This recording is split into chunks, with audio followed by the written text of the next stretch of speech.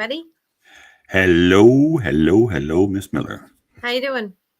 Well, you're getting through some things. Yeah, Few bumps here, a few yeah, little falls here, but hey, I'm still alive. And good. Well, that's wonderful news. way to yeah, way to start off strong. That's great. Yeah, I good. well, I had a little health scare, but I'm getting through it, and we're gonna keep on pushing. I think sometimes God has little things to kind of wake us up to say, hey, take care of yourself, and so That's right. I Yeah, am. you're right. Yeah. So Miss Robin's in the house. So Hi, I will Robin. tell you. I will tell you. I will tell you. Yeah. Tonight, folks. Everybody knows my love and passion all right, other than paranormal investigating or ghost hunting people. That my big thing is Sasquatch, Bigfoot. Fascinated by the fact of a possible creature that could exist that, you know, trying to find out, um, you know, do they exist? So I think we've had Dr. Jeffrey Meldrum on the show, who you all know is the really I would say the pinnacle, the foremost authority on that subject. And how cool was it for us to get to sit here and hear the man talk about the science and what they do to to try to see if he does exist. Yeah, But and tonight, a quick caveat for those in the chat, or if you're not in the chat, you can post comments and questions tonight in the chat, either on Facebook Live or on our YouTube channel. So feel free. We're gonna let Daniel get into his story a little bit, but we will take as many questions as we can tonight because I know there are some people that have questions. And thank you, Wes and Robin. That's very sweet of you. I can't believe it's been 2 years since our. yep, I made a little post about that. Yeah, just a while ago, it came up in my timeline, and I said I couldn't help but put it in there. 2 years, can you imagine? Wow. I Yep. guess you can tell I've aged. Golly, what did I look back then? I don't think I so. pale in comparison to You're myself back ageless, then. buddy. Ooh. So, folks, Yeah, let's bring him in. I'm the excited. thunder, it bills, folks. Tonight Right foot, only 24 months. we bring the man known in this field. So many talk about, so many say this guy is the man to talk to. We bring to the show, known by thousands, loved by hundreds, and coming to our show, the one, the only Mr. Daniel Benoit. This is what you've always wanted, Daniel. Yeah, thank you for that. That's awesome. Sorry. I don't hear no applause. No, just joking. Well, they're out there now. I'm getting We're roaring in the chat. Yeah. Look at the Yeah. people there. Just no. No. I know. I'm just kidding. Thank you guys for having me on. This is awesome. So, Well, thanks for coming on. We hear this is your second interview of the day, so you should, it should be old hat yeah. at this point. Yeah. Well, Yeah, that phone interview was supposed to be done 2 weeks ago, but my schedule gets crazy sometimes. So. oh, you Yeah. got somebody out there, Mr. What is that? David Leader or Lester? Yep. Lester. Oh, Yeah. Where's he from? He's Okay. Yeah, he's from Virginia. Yeah, him and his wife are good friends of mine. They come out to my campouts and they're great supporters as well. So yeah. We got some lovely supporters out there. Let's see. We got Robin. Absolutely. We got Wes. We got John. And look, ladies and gentlemen, the one, the only Mr. Flip Searles, folks. Give it up. Look at there. That is true. He says it only seems like 24 months. Only. You're right, Flip. That's right. Oh, that guy. He's constantly got comedy. Well, thanks. We know that you're busy, so thanks for fitting us in your schedule and being able to come on tonight with us a little while. Oh, yeah, absolutely. Well, absolutely. Let's get a little bit about yourself. Rundown. Back when you were 3, you were kind of making your own little baby wood knocks, and then you learned to kind of do some hoops and hollers. Back when I was 3, I was just starting to shave, but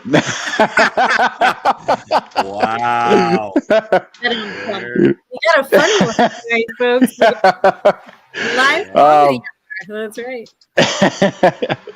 No, I actually did start shaving at a young age. I was actually nicknamed Wolfman back in middle school. I mean, I was 11, 12 years old growing out a beard, but I never had the beard growing out in school. I always kept the sideburns. So I was always like, my style was anywhere between Elvis Presley or one of the 90210 guys. You know, I mean, I just pictured that. Oh, we got the Paranormal Brew in the house. Hello, Hi. wow.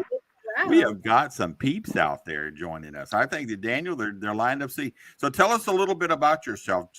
Bring us on that journey of where you're from and how you got to the love for Bigfoot.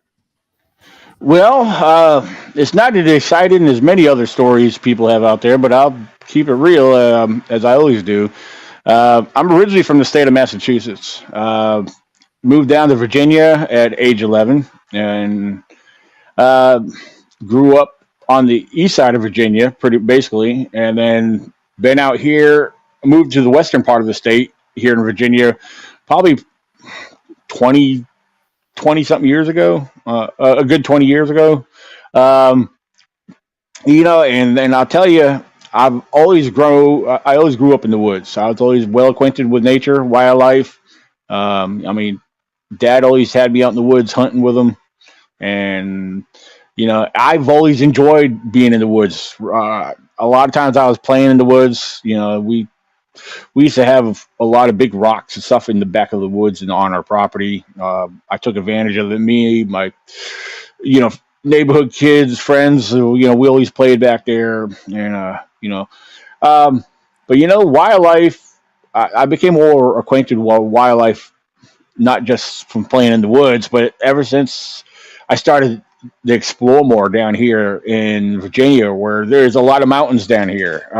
We have a lot of remote forests. We have the national forest, and as somebody like me that likes to go camping, I started learning the area really well. As I got older, and I couldn't get enough of it. I grew up on even up in Massachusetts and even down in Virginia. We've always lived around a water source. I basically grew up on a lake, and so I've always had a lot of fun recreational time, regardless if I was out fishing in a john boat, tubing or jet skiing. That was my teenage years, but it wasn't until some years later where Bigfoot entered my life, so if you want to put it that way. And I know with what I'm about to share, this has done it for so many people. But the Roger Patterson and Bob Gimlin footage from 1967, viewing that footage, it opened up a new world to me. It had, well, let's just say, a very strong curiosity sparked my interest. Like after seeing that footage, it had me out in the woods like a lot more. All my free time went to the woods. Wow. For the longest time, yeah.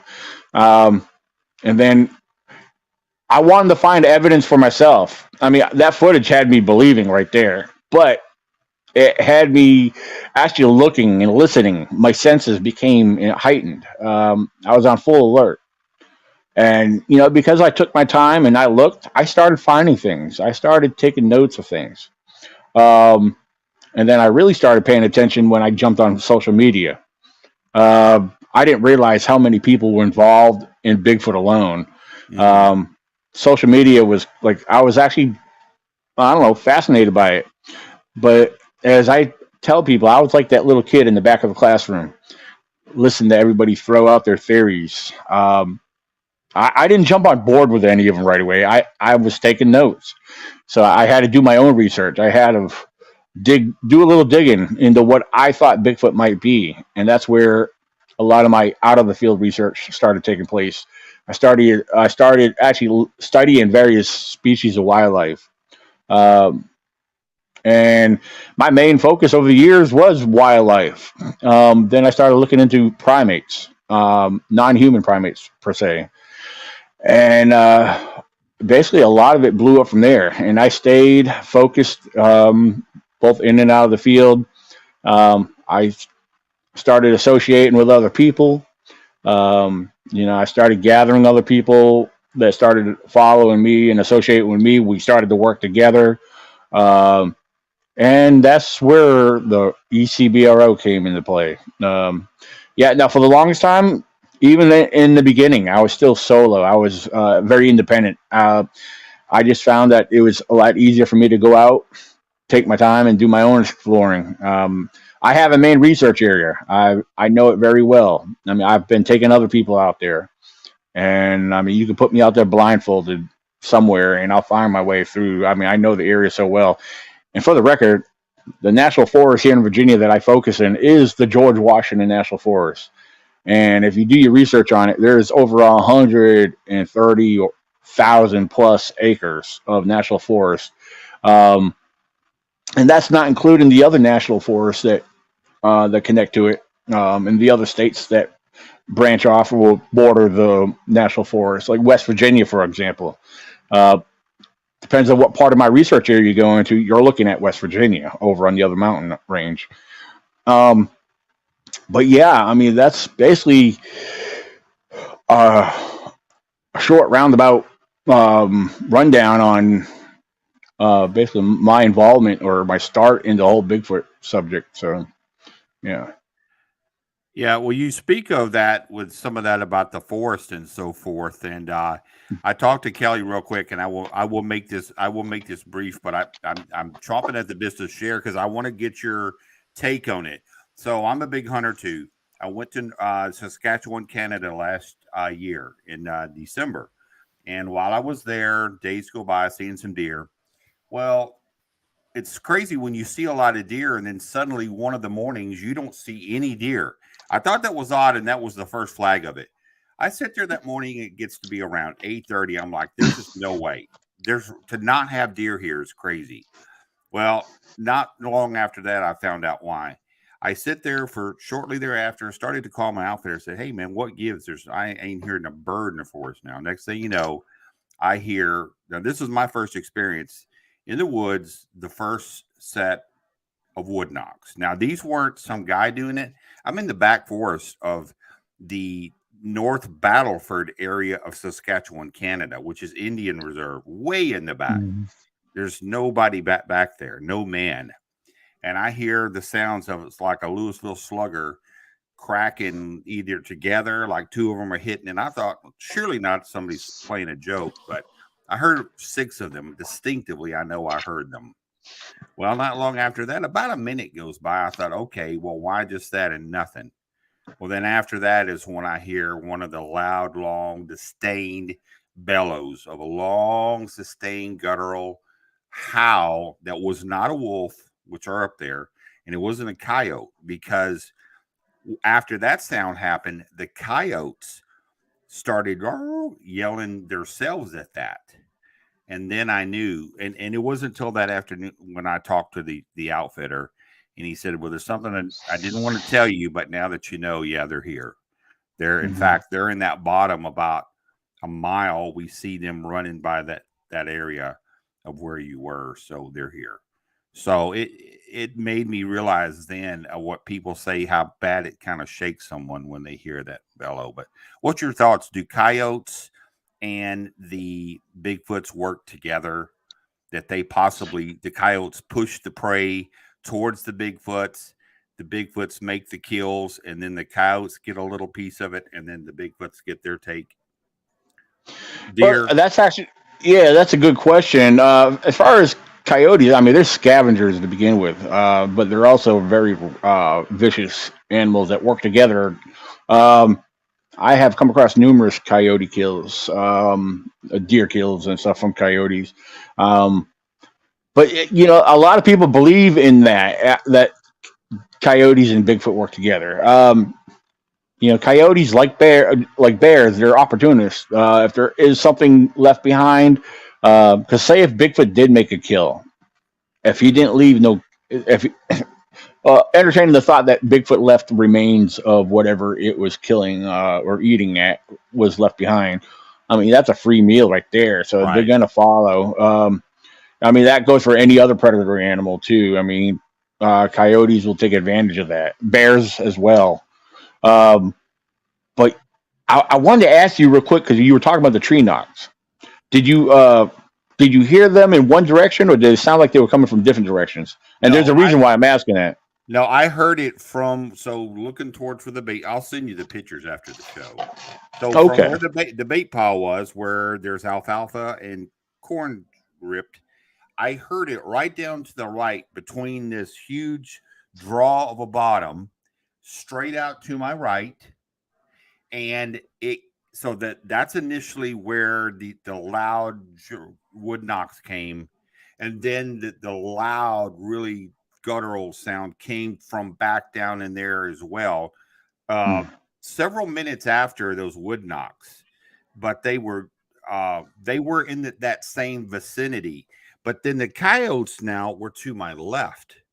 So after that stopped, then the coyotes held, and I started seeing these droves of coyotes in like laps running through towards them, possibly picking up on a line of them pushing, game his way. And but they were right about in the same vicinity where Mhm. it made the sounds of the very plow, plow hitting that tree, and then that really deep guttural, and it just was unnerved me. That's when I knew it was what it was. It didn't take long to let my outfitter know, hey man, there's something out here. But yeah, so it Yeah. was in the same vicinity and where that happened. Now, I can't say I've ever had any vocals following any tree knocks, but I've had plenty of experiences of hearing tree knocks and then getting responses from my tree knocks of other tree knocks. I've always gathered that as a form of communication. Um, now, like a lot of people believe it's something totally different. Just based off of my experiences, giving off tree knocks and get responses. Like I'm talking about getting different multiple responses in different directions.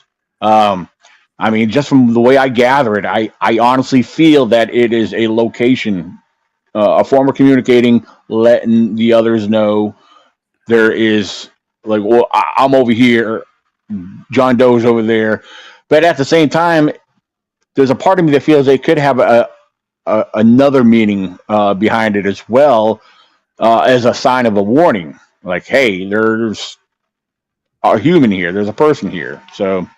Um, so David yeah, I think Lester that. asked about, did you see what he just put? I was going to let you know. How long did I hang around after those sounds?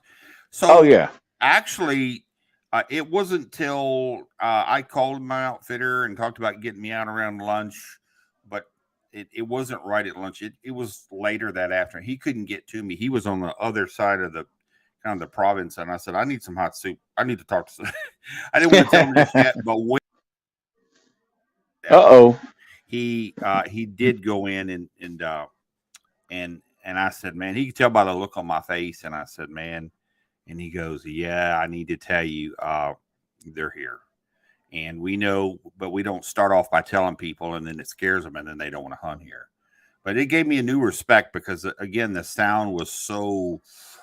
It sounded like it was a warning. If there could be that such thing, like I see you, and that's what a lot of people say is that when they see you, they're in the woods looking right at you. You don't know it, and they're saying, "Hey, you over there, I see you." And I'm like, I'm cool. Oh yeah. Robin has kind of a two-part question but it's divided in two parts in the chat. She asks if you've been to Salt Fork, Ohio, that she hears there's a family group there. Are you familiar with that? I have been to Ohio back in 2017. I stayed in a cabin in Salt Fork. I've done a little exploring out there. However, I've never experienced anything. I got real good close friends of mine that actually have had face-to-face encounters. But yeah, I have no doubt that Bigfoot's there. I mean, the whole area. If anyone's never been there, I mean, you got the lake itself, and it's acres and acres of woods, a lot of forest around there. So I mean, there's plenty of areas for them to stay hidden out there. That's for sure. But I have no doubt that there is family units out there. Um, I mean, we have them here in Virginia. There's no doubt. So, That's what um, Andy asks. He said, where do you think in Virginia you have more activity?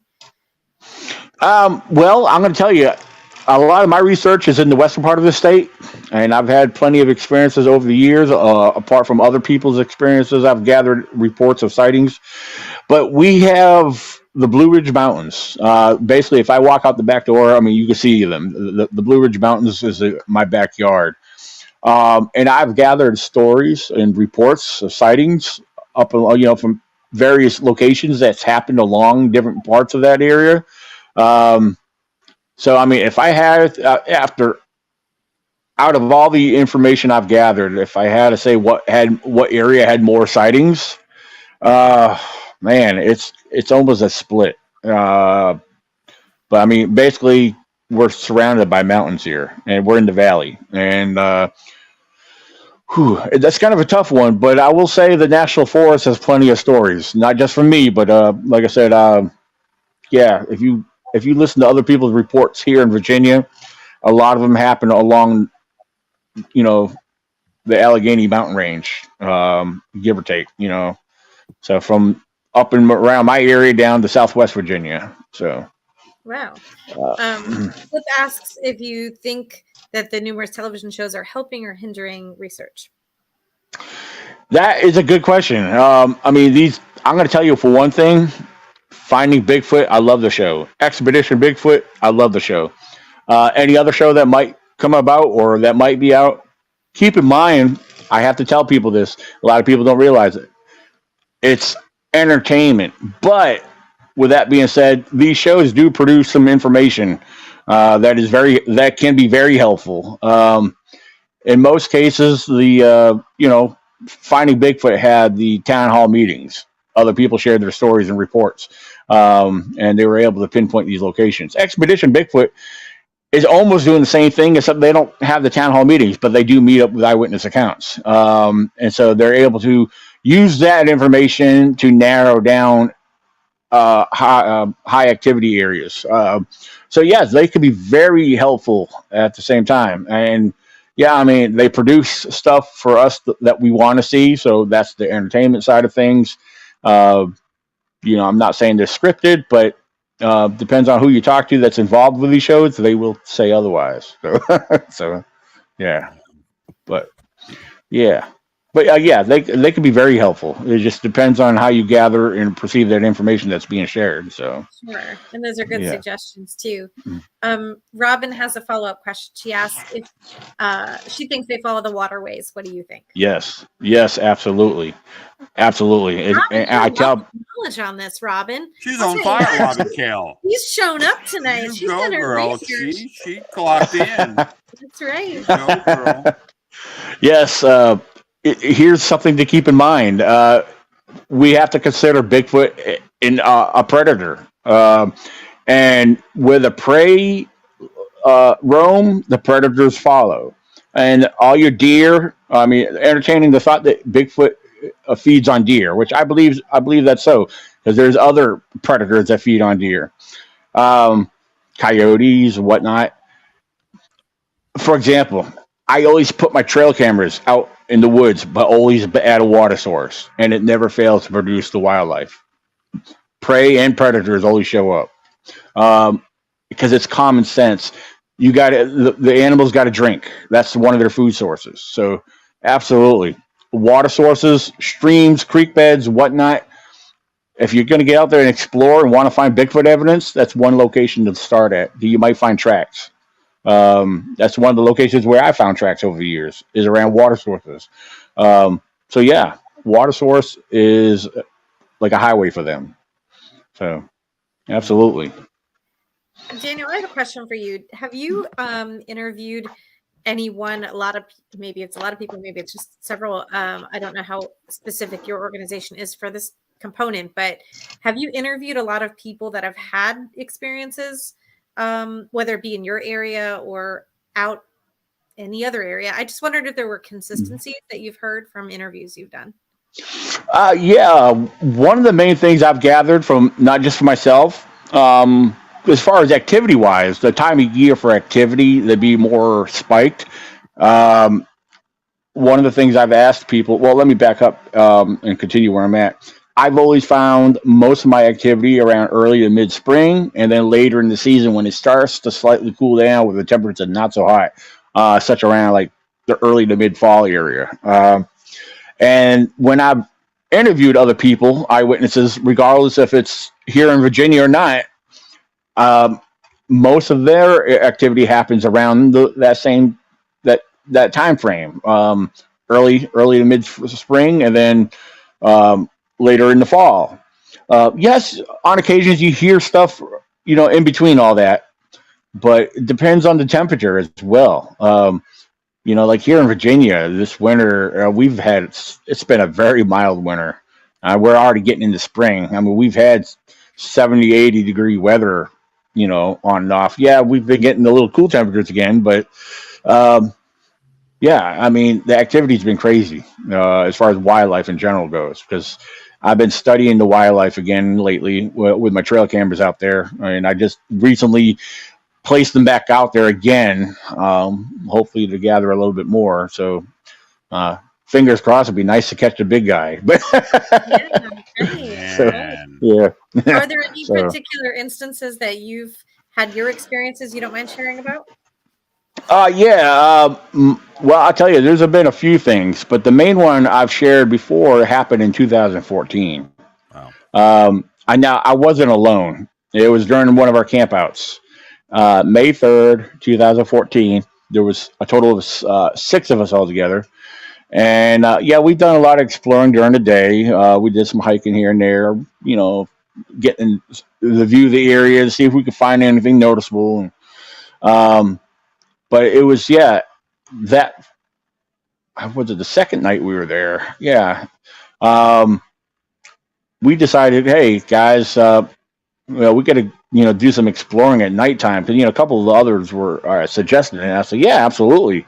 Um, I'm all about exploring during the night. However, I can tell you one thing, and I've been getting people to just chill and relax at the campsite at nighttime, because when the lights go out, everything wakes up, and you never know what you're going to hear or experience just sitting there and relaxing at camp. Because to me, I found that more productive than anything. Um, However, yeah, it's okay to walk out of the camp and up and down the forest road and listen and maybe look around with night vision and stuff like that. Sometimes you might capture something.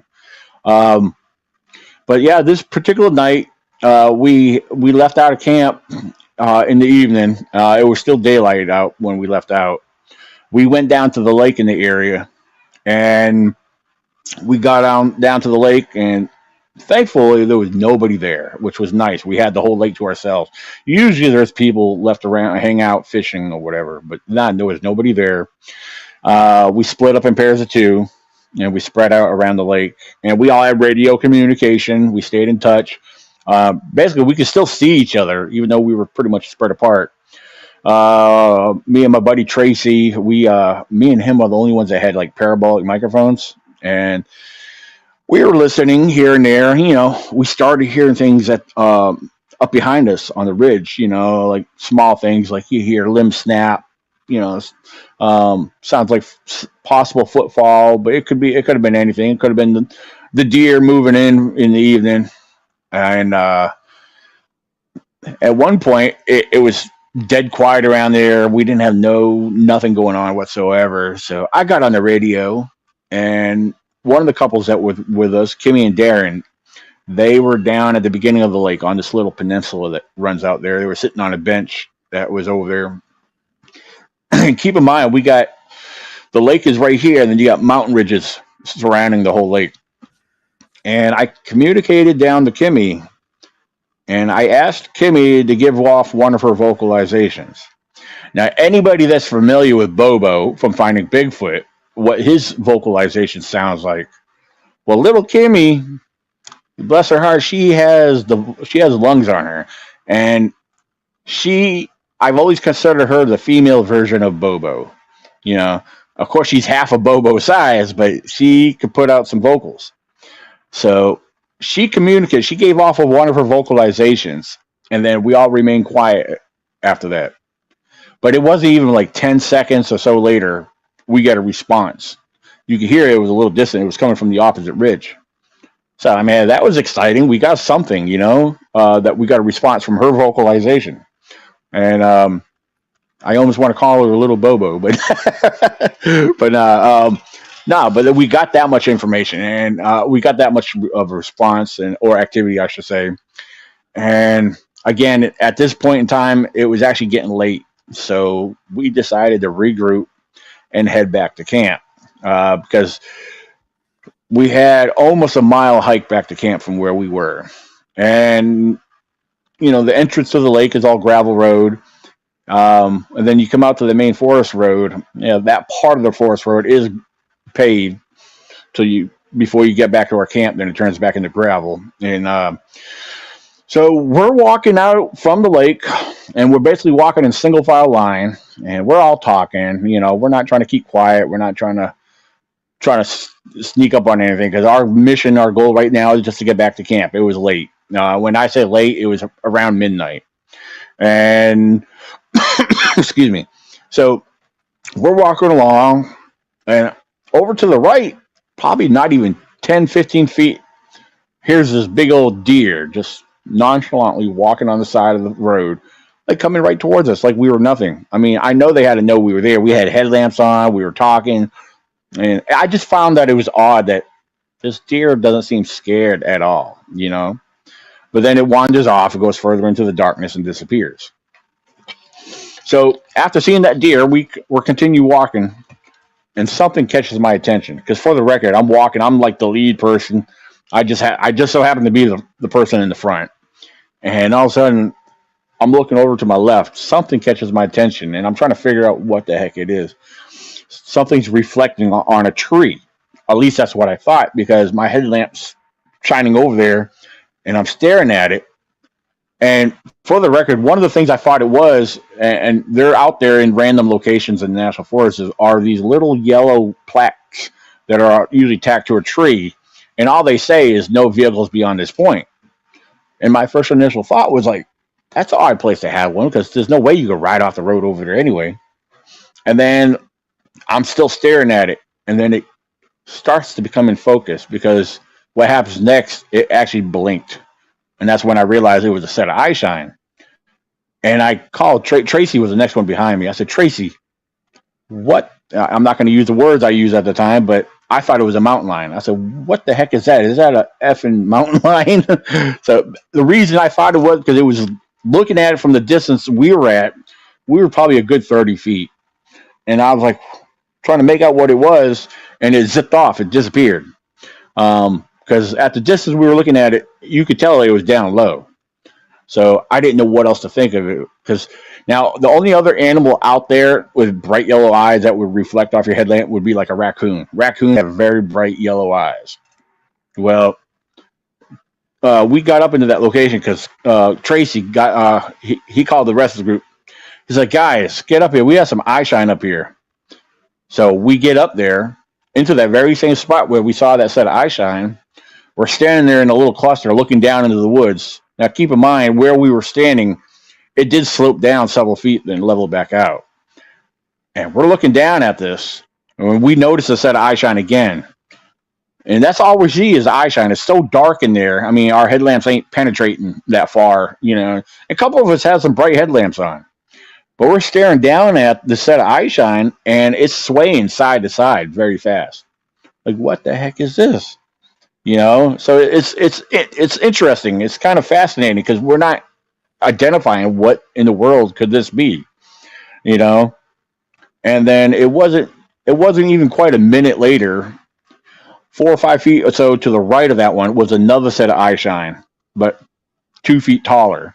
Now, for the record, the small one, you'll hear me call them subjects, but the first one we estimated was probably around 4 feet tall, whatever it was. Now we have another one that's probably about 2 feet taller. We're looking at 6 foot tall. This one here is not moving, but you can see it's blinking its eyes. Same color eye shine. Again, they're like a large yellowish looking eyes. And we're staring at one swaying side to side. We're staring at one that's just staying very still and occasionally blinking his eyes. And at this time, I'm trying to run through my head is like going through every known species of animal that I know that's existing in that area. And I was like, this is not making any sense. What in the world could these be? I'm like very puzzled. I'm almost scratching my head. But at the same time, along with everybody else, we're like kind of all fascinated by this mysterious eye shine. And so we got these two subjects right here, small one still swaying side to side. And I'm starting to pan around and look around. And the bushes were kind of thick off to the right. And I'm looking over there, and all of a sudden, it almost looks like what I'm seeing next is right on the ground. I'm seeing another set of eye shine. This set of eye shine looked very low to the ground, and I pointed it out to everybody. And again, you're going to hear me say Tracy, because Tracy's the only one I recall acknowledging half of what I was seeing. I know, speaking later to the others, they acknowledge a lot of all this too, but Tracy was the main one that was like recalling all this with me. And I know he paid attention to everything that was being said and pointed out. But he noticed it just as well as I did. But I'm staring at this, and all of a sudden, this set of eye shine is starting to raise up. It's starting to get taller and taller and taller. And it's coming over top of the bushes. You could make out the bushes, but you could see this eye shine get taller and taller and taller. And all of a sudden, it comes to a stop. And it's easily towering over top of the 6 foot one, the one that we estimated to be 6 foot. We're looking at a 4 foot subject, a 6 foot subject, and this third subject had been around 8 feet tall. And we're not seeing no shapes. We're not seeing no physical details, no features, nothing whatsoever. And I'm trying to figure this out. This is getting exciting. This is getting very interesting. And Tracy's the one that said it, but I wasn't ready to believe it quite yet. Tracy's like, guys, we got squatches. Again, I needed something to confirm that. We have 3 different height levels. They all had the same color eyes. The tall one, yeah, it blinked its eyes a few times. But this is where it got interesting. That tall subject, meanwhile, keep in mind, the small one is still swaying side to side. The second one was still standing there. But the tall one turned to its left and took a step, and then turned back and looked back at us and blinked its eyes. Now, I believe because the light must have caught it at the right angle or right position or whatever, how you want to put it.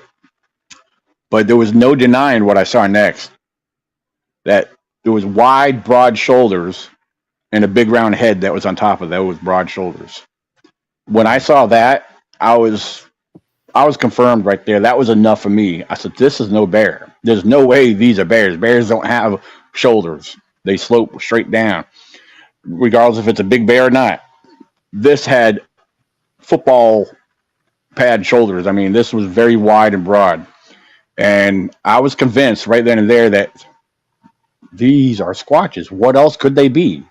There's nothing else as far as wildlife goes that, that these match up with. After seeing that on the big one, I mean, you almost want to visualize what the other two might look like. But again, even though that shape and that silhouette was clearly made out, again, there was no physical features, no details of the face, any skin. My only conclusion is, as dark as it was, their fur must have been dark, where they were blended in very well. And then after having this observation, they all seemed to kind of turn off and disappear further into the darkness. And that's when we decided to continue back on foot to head back to camp, because we still had a little ways to get back to camp. And as we started walking away, you'll hear over off to our left where they were, there was an occasional, you'll hear like a limb snap or whatever they might have been stepping on. And of course, Kimmy, the one that gave off our vocalization, she spoke up. She said, in a nervous tone, like, guys, they're following us. I didn't feel like that. It's like, no, they're just walking away. We're hearing what they're stepping on. I don't think they're coming after us. They had every opportunity to do so. So yeah, I just find that we caught them off guard, and I believe that they were just very curious of us as we were of them. But yeah, that was one of my major encounters. Now, a little fun, interesting fact: after we got back to camp, we were still talking about it. And for the record, I have to share this, and it's disappointing, but me and Tracy Arnold had backpacks on. In our backpacks, we each had our own night vision binoculars, but not once did we ever think about pulling out that piece of equipment to get a better observation. So yeah, we were kind of kicking ourselves in the butt on that because we never thought about doing that. Um, One gentleman that was with us from Virginia, Cliff Stanley, I didn't know this at the time. I had no clue. I wasn't paying attention to him. My focus was on what was in front of us. But he had his camcorder out, recording this whole thing. And when I found out about this, I got excited. I said, "Are you serious? We captured evidence on film?" Some people say they can see it, but I can't make it out on the camera. Some people can say they can make out the eye shine or whatnot. But yeah, I don't know. I don't even tell too many people about it because I was disappointed that after watching it, I was like, I mean, I don't see how people can make out eye shine in this. It looks dark and staticky looking, you know? But um, yeah, like I said, we all had headlamps on. You figured there was enough light, we should have seen more details. Um, but yeah, that was that. And we did go back to that very same spot the next day to do a height comparison. A couple of us stood on the side of the road. A couple of us went down into where we saw them. And our height comparison was pretty much on point with what we were estimating that night before. So, but uh, but yeah, that's our 2014 encounter, May 3rd of 2014. So, Wow. yeah, Wow, that's yeah. amazing. That's amazing. I'm going to jump to, we have a couple of questions in the chat to keep up with. So Andy asks if you think they migrate with the weather. I do to a certain extent. Um, if their food source is the wildlife, if the wildlife are going to move, they're going to follow the wildlife, the prey. The predators always follow the prey. Uh, I mean, if your food leaves the area, they're going to have to move. So, and that normally is based off of weather. I mean, if you are in an area that gets a lot of harsh weather and the food becomes very scarce for a lot of your prey animals, I mean, yeah, they're going to move in areas where the food is more accessible or more abundant. Um, so yes, I would have to say yes on that one.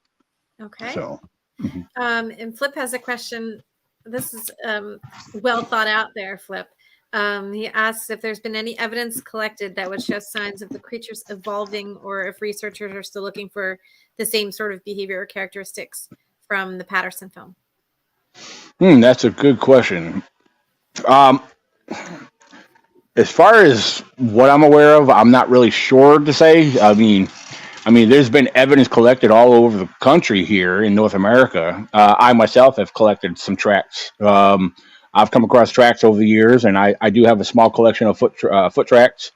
I've actually given some away at my own event that I host here in Virginia every year. I did that on a raffle. I wanted people to have pieces of evidence that comes from Virginia. Um, as far as what might be evolving, I can't really say for sure. Uh, but as far as they do come in all shapes and sizes, I can tell you that much. So, but yeah, I really don't know how to properly respond to that. Um, I don't. I've never heard anyone actually talk about if they're evolving. If anything, as far as their intelligence goes, I mean, they've been here for your hundreds and hundreds of years. I mean, I'm sure they've adapted and their intelligence level has probably grown since then. Since more and more mankind or humans are entering the forest, they got to get smarter. So as far as their intelligence goes, as far as evolving goes, I would have to say yes, they are evolving as far as their intelligence goes. Um, just like us, we have to evolve mentally with the time change. I mean, technology's changing for us, so we have no choice but to evolve to adapt to it. So I mean, yeah.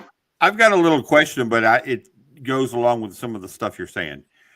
What do you think is the relationship between Bigfoots and possibly UFOs in relations to like portals, how UFOs can come Robin, and we go. were waiting for him to ask this, Robin. And You and then I were waiting on this very question. Bigfoot. And the reason why This is is like $10 million question, Tanya. Like, this is the one I mean, and think needs of to the know. ones that you hear people say that they're running, they see them, and then they just like in a open space, they just go off they just disappear.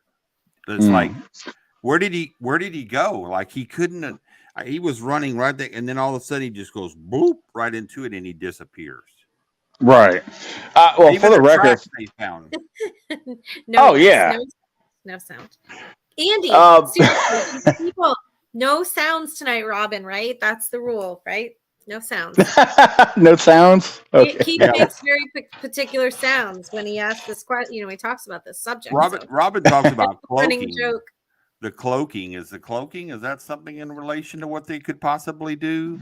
The Indians speak of it a lot, that they're able Yeah, I have my thoughts and my beliefs on cloaking and all the above. However, there's movies, and maybe people haven't seen all these movies, but there's actually movies that are made and created based off these theories. And so, yeah, when people see them, they tend to dwell on or develop that belief system on the information. However, if we look at Bigfoot as, all right, I'm going to kind of touch base on what I believe Bigfoot might be. And before I state this, I'm not saying he's equal to what I'm about to share, but I believe he is a non-human primate of his own kind. What exactly, I don't know. But if we compare Bigfoot as a primate to our non-human species of primates like chimpanzees and gorillas, we can use gorillas, for example, because they're very large.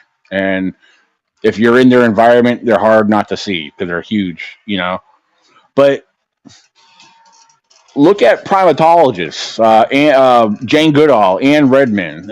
These are good examples, but we'll use Jane Goodall since more people are familiar with her. Here's Jane Goodall sitting down in the wild, in the jungles, and observing these mountain gorillas right there in front of her, and 10 to 15 feet in front of her. They're right there. But when they walk away and they step behind the foliage, they become totally invisible. They're gone. But yet they're still there. Um, deer is another example. Deer blend very well with their environment. But the thing is, the way I look at things, I believe these species have adapted to blend in naturally with their own environment. A lot of species are known for doing this. Now, as far as the UFO and the Bigfoot sightings, I believe it's a coincidence. I don't know. I mean, I haven't witnessed anything to say, yeah, that's true. Because I wouldn't feel right to say that's true without more evidence. As far as we know, for those who are seeing a Bigfoot and just so happen to see these strange lights in the sky, we don't know if the government's watching these things. Because the government has a lot of equipment, a lot of spacecrafts that we don't know about. They had equipment that we weren't supposed to know about, but they had to come out and tell us after it crash landed. It's like the stealth bomber, for example. By the way, yeah. That's true. That's true. Yeah. I think and you did address Robin's question she had there in about the connection to aliens as you were explaining. And I did get a private message of a question to ask you what your second favorite cryptid is besides Bigfoot. I think I would have to honestly say, even though I haven't had the abilities to do research on it, I know I got friends that do. We're all familiar with the Loch Ness Monster. Well, I'm nowhere near Loch Ness to study the Loch Ness. But however, here in the United States, so we got Champ up in Vermont. New York. Yeah, so we got a good friend of mine who does study and research on Champ, Katie Elizabeth, which I've had the honors of meeting last year at a convention we both spoke at here in Virginia. I have no problem believing in such a thing. I've always been fascinated by what might be deep in the lakes and the oceans that we have. I mean, that goes for the megalodon. I believe there's a possibility that megalodon does exist.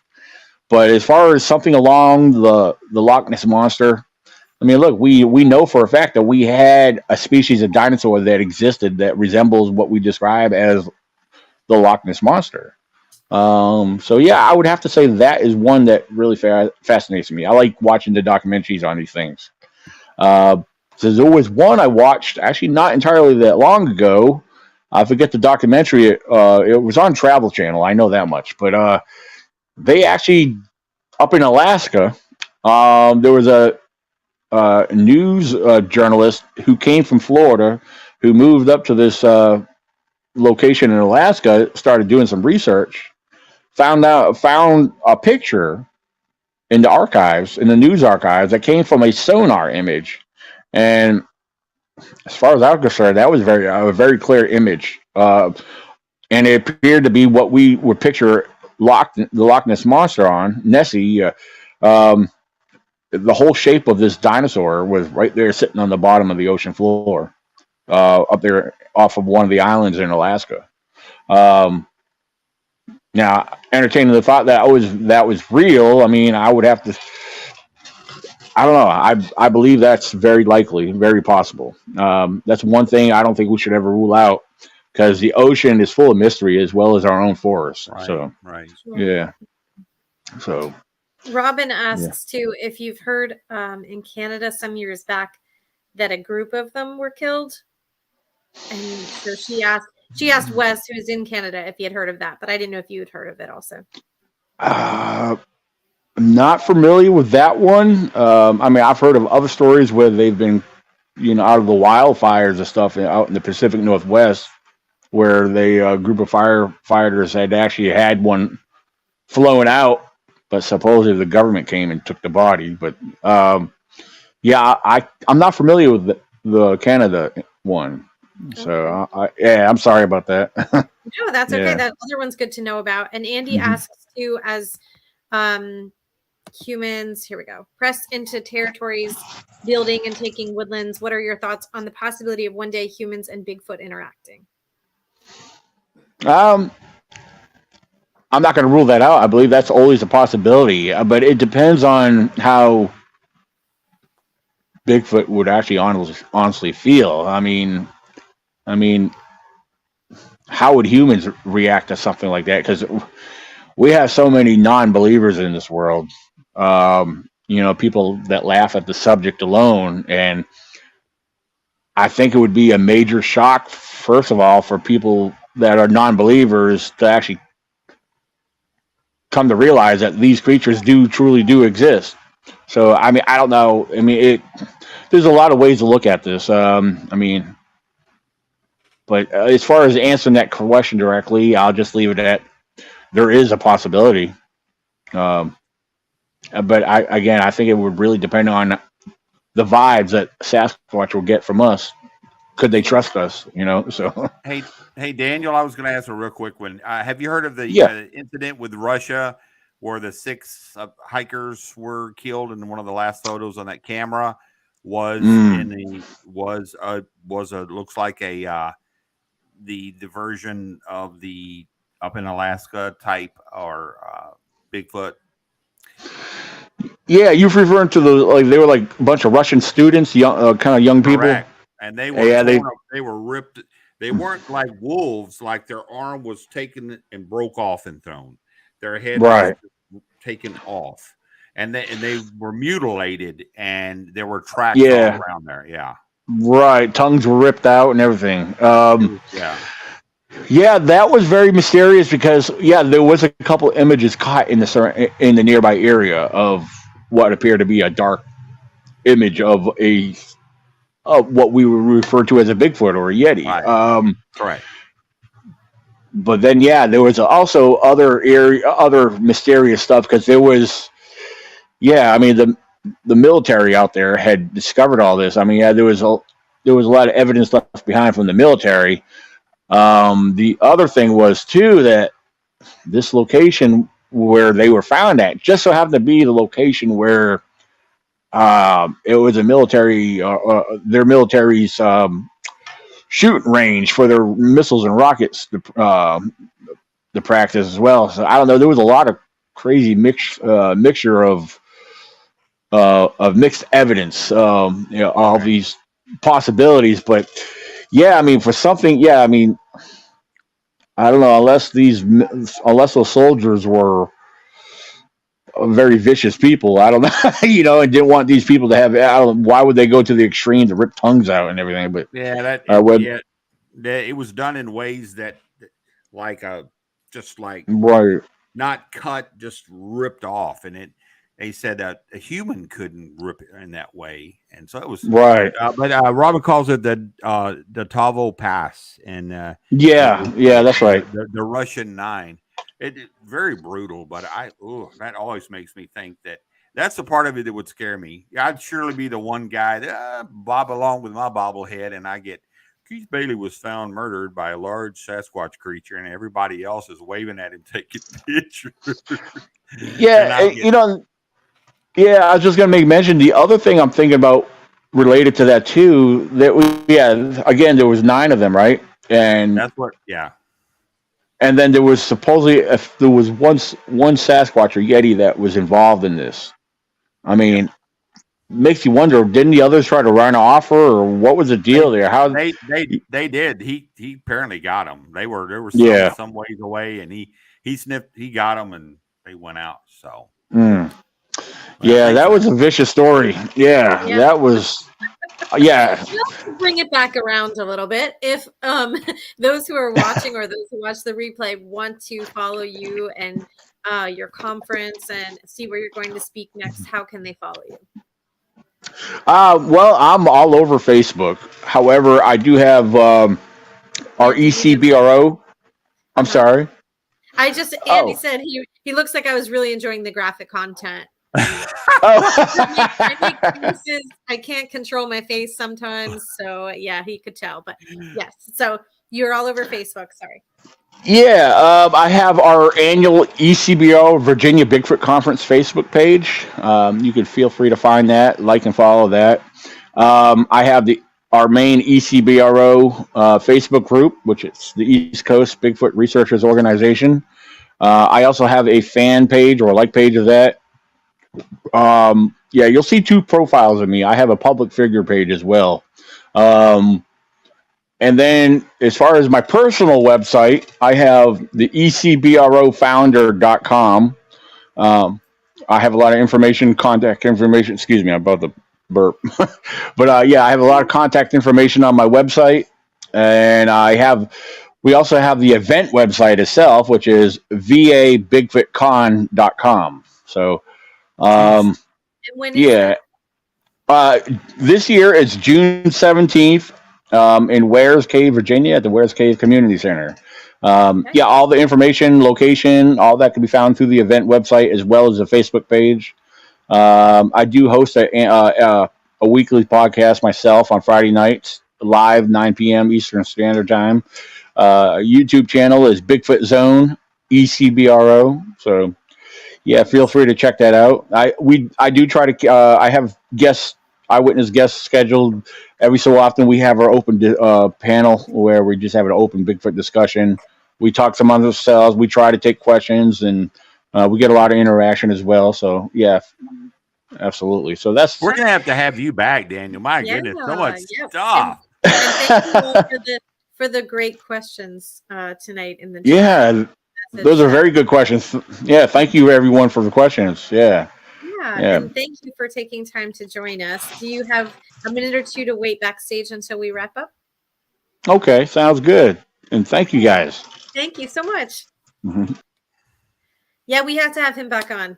There were questions I think I got to almost all of them. So I kept looking. I was the same way, and I was a little winded with some things. But when you get a guy like that, and you're just really pulling at his brain, going, "Wow, what?" And so we're obviously, this guy was world of information. I have to have him back, and absolutely. So, folks, I see so much love in the chat. I look at all the very cool people out there that join us, have the little Monday night little time. It's almost like a living room time, little woosah.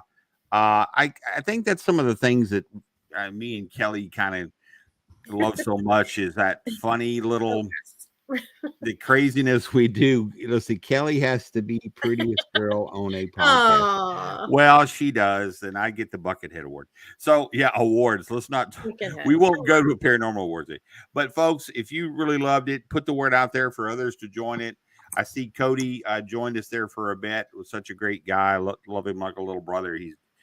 Him and his sweetheart, I little was so happy future to wife. see some names that we haven't seen in a little bit, so that's great. Yeah. So man, how cool! Me too. We love all our love and light listeners. You know who you are out there. Oh my god! Oh my gosh, these people! I can't. They're hilarious. Okay. Okay. I know. But listen, we got some really cool guests in the future, but we are working on getting some others. So the wheels are always turning. We're doing what we're doing, so we're trying to get there. Buddy, don't be mad at me, but in the next day or two, I may hijack our channel and go live again without telling you. I mean, I told you now, but I'm not going to tell you when or what I'm going to talk about. Oh, well, okay. Well, if you want to, you can call me or something and we'll I made, if you see we go live and you don't know, it's because I'm surprising you. Oh, folks, yeah, I think I know it's coming up.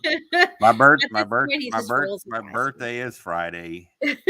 I turned 56. Sadly, though, if you remember, I lost my brother, and that it's a very it's a hard day for me. I lost my twin brother, so yeah, but any little bit really helps me. Sure, absolutely, and everybody else, make sure you come back in 2 weeks. We have another great guest lined up, a little bit different area of the paranormal, so make sure you follow and check back when he's on in 2 weeks. But we hope you have a great night, happy week, happy Monday night, and we're already a day into the week, so that's good, right? Yes, we are. Love you guys. Good night, everybody.